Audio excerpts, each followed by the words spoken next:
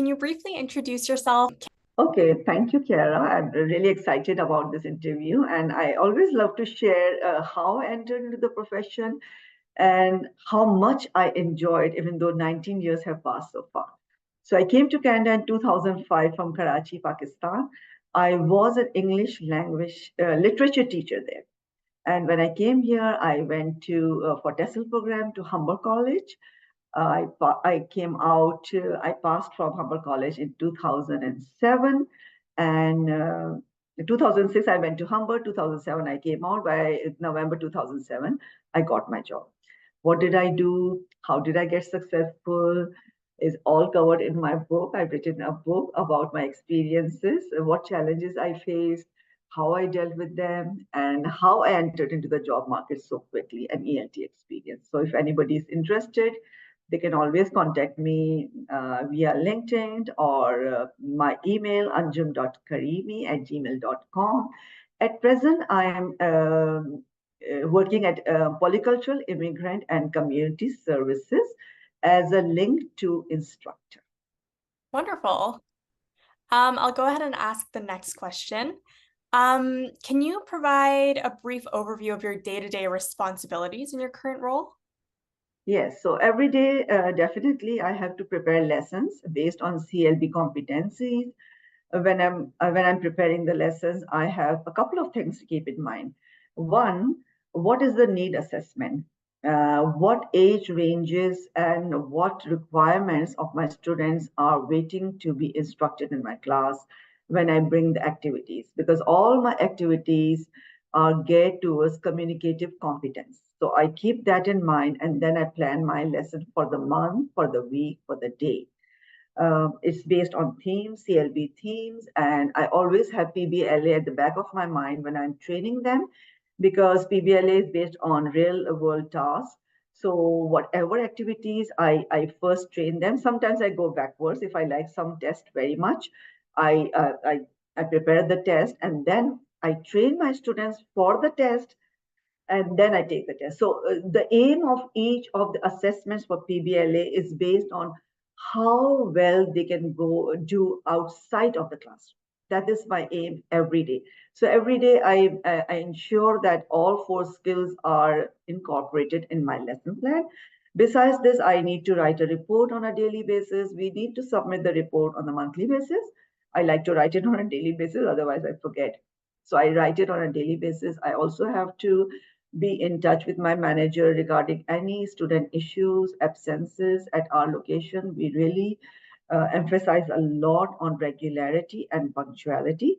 Basically, we are training them for the job market of Canada. And even if they do not go and work in the job market of Canada, we believe that success belongs to those who value time.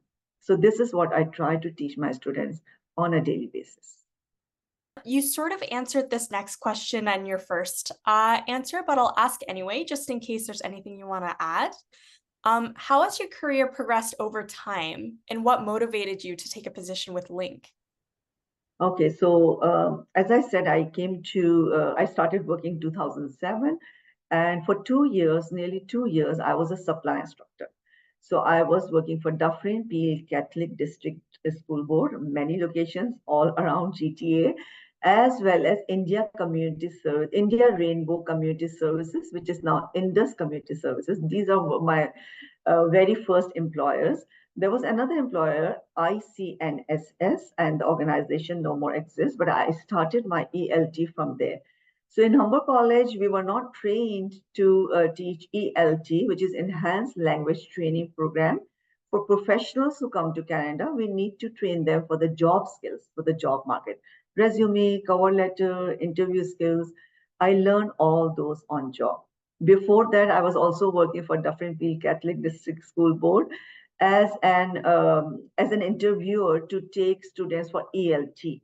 And that gave me enough time and experience to learn about different professional careers and what is the demand in the Canadian job market. How can we help the newcomers enter into the job market? So this is how my career progressed. So from ELT, I was moved to literacy, which was a decision with Polycultural made because they stopped offering ELT. I did more than 30 sessions, and the book that I showed initially is based on the 30 sessions, which I trained people for the job market. And many of my students are now happily working in the job market. They're hiring others. So basically, I was teaching them the tricks and uh, what do you say, the skills required for the invisible job market of Canada. And when they decided to move me, they moved me to literacy. And those were very challenging 2 years for me because I had to learn literacy by opening the book, adult literacy learners. And now I do presentations on adult literacy learners because it was a big learning journey for me. These were two things which I had to learn as I worked. So my career has I taught all the higher levels, then to literacy, and then they moved me to LINC 2. So at present, I'm in LINC 2. I was always very interested in LINC. I've also taught ESL and Dufferin Peel Catholic District School Board. They're quite similar. What inspired me to teach in LINC? A new immigrant myself. So I can really relate to the newcomers of Canada. So starting from the higher levels, I could relate to the frustration which you feel, which you cannot find the job market of Canada. I was lucky I was able to enter within 1 year after coming out of college because I was able to find something under the umbrella of education. I was a high school teacher in Pakistan. I was teaching O-level students, but this was a totally different field, but it was still under the umbrella of education, and I love it. I physically get tired, but emotionally, spiritually, I'm always uplifted and always happy. So this is what inspired me. Being a new immigrant, how can I help others? And I have helped others I've had students in literacy who were pharmacists still in touch with me.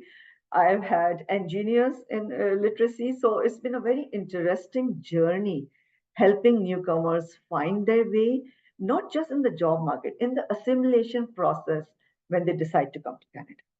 Thank you. So we spoke a little bit about how you got into LINC. How about from now into the future? What are your future career goals? What opportunities for professional development are available within LINC? So, in all honesty, I have reached that point of my career. I've always been a teacher since I came out of college. Um, I love to do presentations. So now I go and do presentations in colleges. I have done a couple of presentations for Canadian College of Educators, for Humber College. I have done presentations for different organizations. So my topics mainly are to support new instructors, supply teaching. One of the webinars that I have done, which is recorded and available on Tutela for new instructors, has a lot of tips of how I was able to enter into the job market. And that's what my advice to newcomers is. Recently, a newcomer contacted me after viewing my webinar. In fact, two of them contacted me, and I was able to get them a volunteer position with Polycultural. So if you even get a volunteer position, you see in practical what you have been reading in books. So practically, when you enter into a LINC classroom, it's totally different compared to the theory. So that is a great experience too. So I encourage all the new instructors to try to find volunteer positions to at least get a feel of the LINC classroom, the energy of the LINC classroom. And that's my dream, to keep doing presentation for conferences. I have done many presentations for TESL Ontario conferences for many years, but for a couple of years when I sent my proposals, they were not accepted, and I then stopped sending my proposals. But if TESL Ontario contacts me anytime, like this time, I'm always available to share my experiences, expertise, and tips and strategies, which has brought me success, brought success to so many teachers who I have mentored. I'm also a mentor. I mentor teachers from Canadian College of Educators, Humber College. I also mentor a teacher from University of Saskatchewan, distant learning program. I love to do that. You were talking a little bit about the energy of LINC. The next question kind of has to do with that. How would you say that the LINC program differs from other ELT programs that you've worked with? What makes it unique? Okay, so because I did a lot of sessions for ELT, Enhanced Language Training, which is a totally different ballgame because these people already know the language. The only thing we need to teach them is business writing skills. business writing skills are very different in different parts of the world, and Canadians do things in a different way. So the energy level, sometimes it was like I would get very tired after doing an ALT session, because I would absorb all the energies of frustration and not finding a job. And how do you feel when you have left a very successful career in your country, in your previous country, and you're here? So that energy. But the fun part is that because the language skills are already there, so we could play games and we could have so much interactive discussions in those ALT sessions. LINC is different. Now, LINC, again, depending from literacy, are like babies. They were like my babies. When I was teaching literacy, believe me, I did not even have time to drink water, because I was moving from one person to the other. Like I was, all my energies had to be spent, but it's fun. I thought, how will I laugh when I'm with LINC students? Literacy, they don't understand anything, but the laughter we had in LINC, I cannot tell you in words how much fun we had. So that energy is the energy of someone who is desperate to be able to communicate, to tell you how they're feeling, and to be able to help with their grandchildren, children, neighbors, go out to the doctor, take a bus, take a train. And once they're able to do that, what type of energy they bring to the class. So the energy is totally different. It's not based on uh, financial stress. It's based basically on assimilation. It's based basically on how am I going to survive in this country with language skills. What skills, certifications, experiences, qualities do you think are most valuable in working well in a LINC environment? So the most important thing is getting the TESL certification, definitely, and experience teaching adults. Because when we are teaching adults, even if we are teaching them literacy, we have to be mindful of the fact that we cannot treat them like children. We have to treat them differently. The way we manage the classroom is very different from how we manage a child's class, even though they're learning from the beginning. So you have to be very mindful of the different cultures sitting in the class, different cultures, different backgrounds, different ages. So in a class, there can be students from a 19-year-old to a 60-year-old.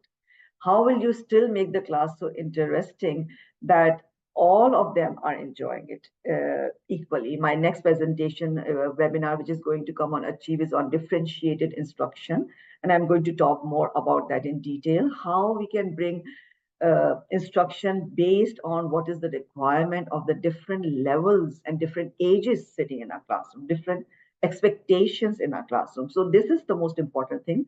Be empathetic, be compassionate, be kind, be slow, uh, understand your students well. So I always try to find out the background of my students, even if at present I'm teaching level 2. I try to find somebody who can explain to me in their language what is their background. So I've had a judge in my class, I've had lawyers in my class, doctors. So understanding from their point of view, they come from a highly prestigious working environment, professionally well-established people come to a new country, still need to make money. What are their feelings? How am I going to handle the sensitivities of these students, keeping in mind, appreciating them, encouraging them. I've had students, recently I had a student from Ukraine, amazing student, excellent grammar skills, LINC 2, and I fully ready to go to LINC 3, was very shy and very uncomfortable speaking. So I gave him a lot of chance to speak with others. I spoke with him. I kept encouraging him. And then finally, he is being moved to LINC 3. I'm so proud of my students. So bring all that to the classroom. Bring happiness to the classroom. This is what I believe. Life always takes ups and downs. I have, like everybody else, I have faced many ups and downs. My students never know about it. The moment I enter into my classroom, I'm beaming with joy, because that's what we need to give them. We need to show them the positivity of Canada. It's such a beautiful country. There are many challenges. I'm not saying there are not challenges. In the 19 years, I've seen Canada change a lot. The demographics change a lot. But still, it's one of the best countries of the world. I love it from the bottom of my heart, as much as I love my first country, Pakistan. Bring that happiness and that joy in the classroom. Don't go to the classroom with the concept of only making money. Money you will make, money will come, but be considerate of the people who are waiting for you in the classroom, to be treated kindly, to be treated with respect, with love, with patience. That's what I would advise the new instructors. That's wonderful. Thank you. This last question, I think sort of touches on your answer, but I'll ask anyway in case you have anything to add. Do you have any final pieces of advice that you would give to individuals considering a career in LINC? See, my advice to anybody, including my own children, is that follow your heart. When you go into a career, do not go into a career for the sake of money. Go into a career if you are passionate about it. I was passionate about new immigrants. I started helping new immigrants even before I got a job. I was volunteering somewhere and helping new immigrants. Someone asked me, "But you don't have a job." And I smiled and I said, "Today I don't have a job. Tomorrow I will." And that's what happened. I was so confident. I had brought my skills. So use all your skills. But when you enter into the profession, ask yourself, do you have enough patience? Can you repeat? Can you listen to the long stories? Can you understand the frustrations and the challenges that the new immigrants face? When I went to Spanish speaking countries, to Portugal and Spain, and I was totally tongue tied, and I felt, how do my students feel when they go out and they cannot do the most important necessary things, which is like talking to the doctor, taking a bus, going to the school, talking to your neighbor? Feel the pain, feel the need. Why are the news? That's the first thing I try to understand. Why are you sitting in my class? What are your needs? Understand the needs of your student. Be kind. I have unfortunately come across some instructors who get very angry, frustrated, tired, and all the energy goes into the class, and the students get feel more tired, more frustrated, more anxious. So we really have to give a lot of positive energy to our students. If you think you have that, this is the right job.